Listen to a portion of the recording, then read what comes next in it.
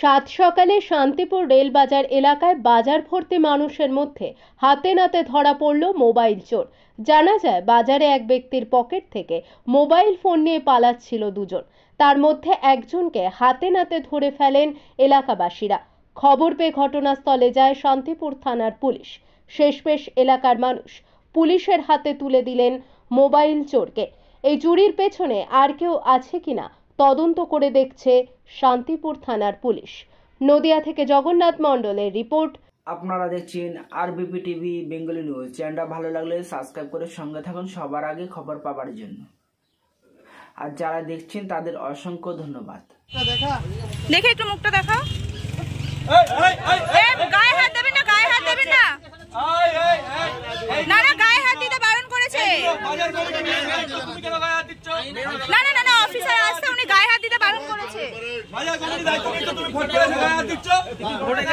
না না না, গায়ে হাত দেবেন। আচ্ছা, উনি কি চুরি করতে গিয়ে ধরা পড়েছে? মোবাইল।